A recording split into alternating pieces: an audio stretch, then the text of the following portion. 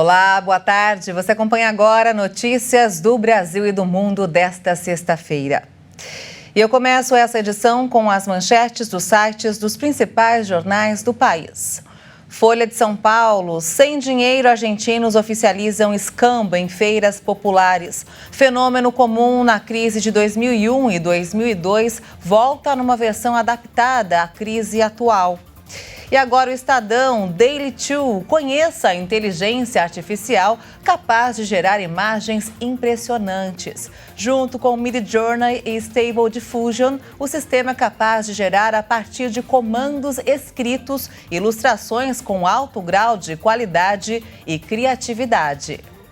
Valor econômico: inflação do Japão atinge maior patamar em 8 anos. Apesar do resultado ruim, o Banco Central do país deve manter a trajetória de sua política monetária pouco intervencionista. E por fim, o Globo: em 11 anos, fundo que banca a ciência federal perdeu 44 bilhões de reais. Segundo o relatório da Centro de Estudos Universidade, Sociedade e Ciência, da Unifesp, o dinheiro foi para o bolo genérico de receita da União. E a Confederação Nacional do Comércio afirmou que em setembro a inadimplência chegou a 8 em cada 10 lares brasileiros. O aumento das dívidas das famílias neste ano avançou e bateu recorde, limitando a capacidade de consumo da população e impulsionando a inadimplência. Segundo a Confederação Nacional do Comércio de Bens, Serviços e Turismo, o número de famílias endividadas atingiu 79,3% do total de lares no país em setembro. Nas casas com renda inferior a 10 salários mínimos, o endividamento superou os 80% pela primeira vez. A data considera dívidas a vencer no cheque pré-datado, cartão de crédito, cheque especial, carnê de loja, crédito consignado, empréstimo pessoal, prestação de carro e de casa. Ao mesmo tempo, o número de pessoas que atrasaram o pagamento de contas de consumo ou de dívidas também cresceu em setembro, alcançando 30% do total de famílias no país. A terceira alta consecutiva levou o indicador ao maior percentual da série histórica iniciada em 2010. O alto patamar de endividamento e de inadimplência acontece em um momento de puxada nos juros para conter a disparada da inflação. A taxa básica da economia, fixada pelo Banco Central, está em 13,75% ao ano, o maior patamar em 6 anos. O estado de São Paulo cancelou a cobrança do IPVA de 228 mil veículos de motoristas que têm algum tipo de deficiência. O beneficiário que já pagou o imposto pode resgatar o valor.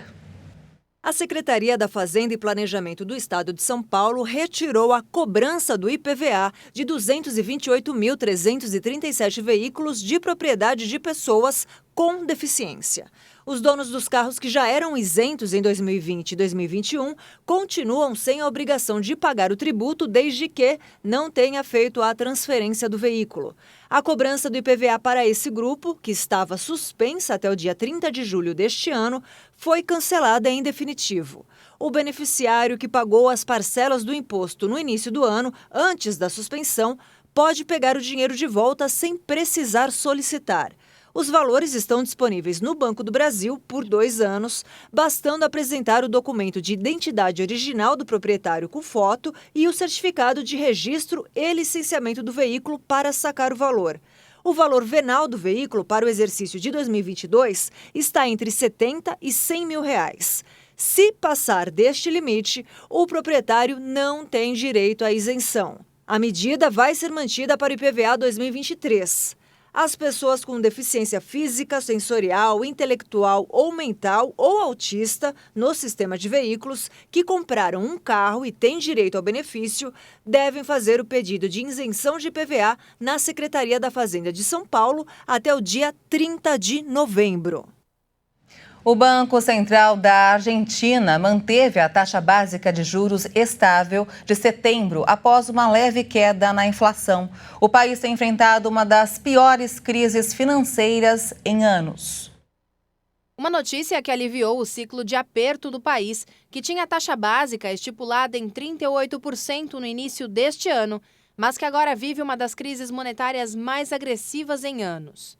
A taxa de inflação mensal da Argentina ficou abaixo do esperado em setembro, em 6,2%, mais baixa do que em agosto e abaixo das previsões dos analistas, que esperavam um aumento de 6,7%. Segundo especialistas, a inflação anual na Argentina ainda deve chegar a 100% até o final do ano, uma das taxas mais altas do mundo, conforme o país enfrenta uma ampla gama de crises econômicas e uma desvalorização da moeda. Somente os preços subiram mais de 66% nos primeiros 9 meses do ano. O mundo acompanha a grave crise política e econômica no Reino Unido, agravada com a renúncia da primeira-ministra Liz Truss, depois de ficar apenas 45 dias no poder. O Reino Unido pagou juros recordes por suas emissões de títulos da dívida em setembro, em um cenário de aumento da inflação e queda nas vendas no varejo, em meio à crise política e econômica do país. Em um momento de incerteza que se aprofundou com a renúncia da primeira-ministra Liz Truss, os indicadores econômicos refletem a instabilidade política. Os juros da dívida britânica alcançaram 7 bilhões e 700 milhões de libras em setembro. O valor é 2 bilhões e meio a mais do que no mesmo período de 2021, o nível mais elevado desde o início da série de estatísticas mensais em 1997.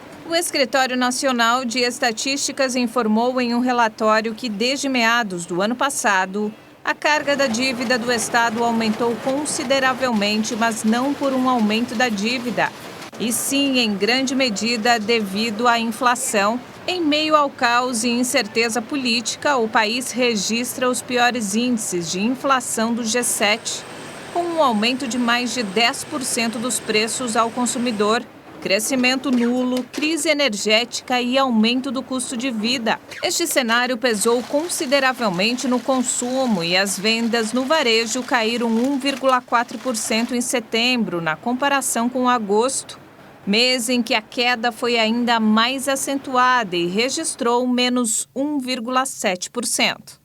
E depois do mandato relâmpago de Liz Truss, já tem candidato na corrida pela vaga de primeiro-ministro do Reino Unido. E Boris Johnson é cotado para substituir Truss, mesmo após a série de escândalos que marcaram o seu governo.